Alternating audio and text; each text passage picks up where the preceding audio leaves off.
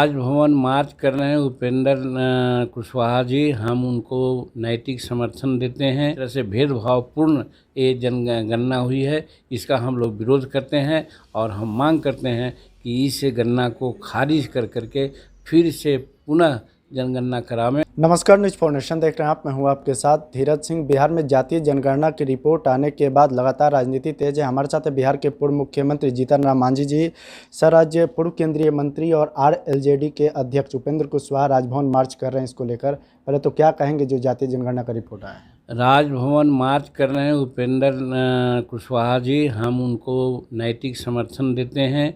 वो ठीक कर रहे हैं, चूँकि जो गणना हुई है, गणना में भेदभाव बरता गया है, भेदभावपूर्ण जनगणना है।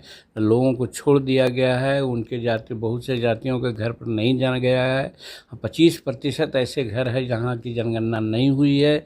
इसी और ख़ास करके अति पिछड़ा शेड्यूल कास्ट शेड्यूल ट्राइब्स की बात है, तो जब शेड्यूल कास्ट अति पिछड़ा की जनसंख्या ज़्यादा है और उसी की जनसंख्या को मिनिमाइज़ किया गया है कुछ लोगों को प्रमोट करने के लिए, तो इस तरह से भेदभावपूर्ण ये जनगणना हुई है, इसका हम लोग विरोध करते हैं और हम मांग करते हैं कि इस गणना को खारिज कर करके फिर से पुनः जनगणना करावें।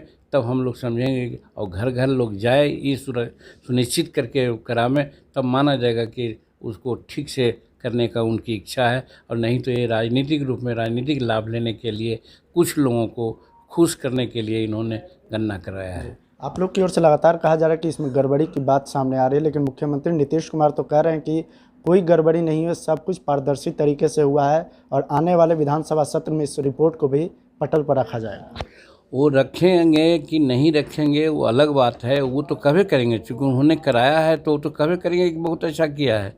कहने का मतलब ये है कि देहात में कहावत है कि कभी लोग नहीं कहते हैं कि साहब हमारी चीज़ गलत है, हमारी चीज़ खराब है, इसलिए वो कराए हैं तो कभी करेंगे। लेकिन जिस मंशा से उन्होंने कराया है और वह चैम्पियन बनना चाहते हैं कि हम गणना करा करके बहुत बड़ा काम किया है, वो गणना करा करके इतना घटिया काम कर दिए हैं कि गरीब को, अति पिछड़ा को, शेड्यूल कास्ट को, शेड्यूल ट्राइब्स को एकदम हाशिए पर उन्होंने कर दिया है, जिसकी गणना हुई ही नहीं है। जो बाहर रहा है उसको छोड़ दिया गया है, जहाँ घर पर भी है तो उसे घरों पर नहीं जाना गया है और बहुत अच्छे आदमियों के घर पर नहीं गया है और जनगणना शो कर दिया गया है। तो इसलिए जो भी जनगणना किया है ये लोग एकदम भेदभावपूर्ण गणना किया है, इसको खारिज हम लोग करते हैं और कहना चाहते हैं कि साहब पुनः गणना कराया जाए, जिसमें सब लोगों को साथ लेकर के दिखलाया जाए, तब मानेंगे कि हाँ साहब जनगणना ठीक है। एक सवाल है सर कि आप लोग की ओर से कहा जा रहा है खास जाति को जानबूझकर आगे बढ़ाया गया, लेकिन तेजस्वी यादव तो कहते हैं कि मुख्यमंत्री जी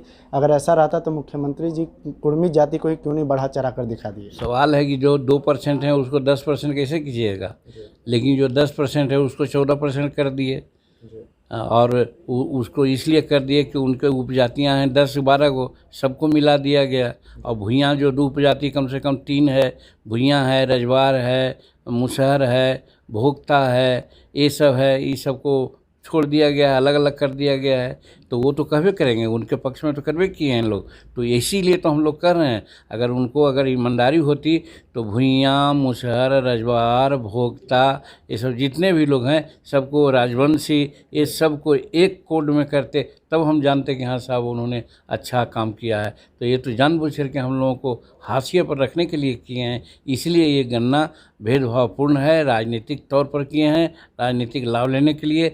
लेकिन राजनीतिक लाभ नहीं मिलना है उनको। सभी जितने पिछड़ी जातियों के लोग हैं, बनिया हैं, बेलदार हैं, नुनिया हैं, ये हमारे जो मछली मारने वाले लोग हैं, मल्लाह हैं, वो सब की जनसंख्या को इन्होंने मिनिमाइज करके दिया है, जिसको समझते थे कि हमारे वोटर नहीं हैं। अब तो और स्पष्ट हो गया कि साहब ये जानबूझ करके समझ गए कि हमारे वोटर नहीं हैं, इसलिए वो लोग तो इनको हर हालत में विरोध करेंगे और आगे आने वाला चुनाव 2024 और 25 में उसका खामियाजा इनको भुगतना पड़ेगा। तो बहुत बहुत धन्यवाद। बिहार के पूर्व मुख्यमंत्री जीतन राम मांझी। दिल्ली से न्यूज़ फॉर नेशन के लिए मैं धीरज सिंह।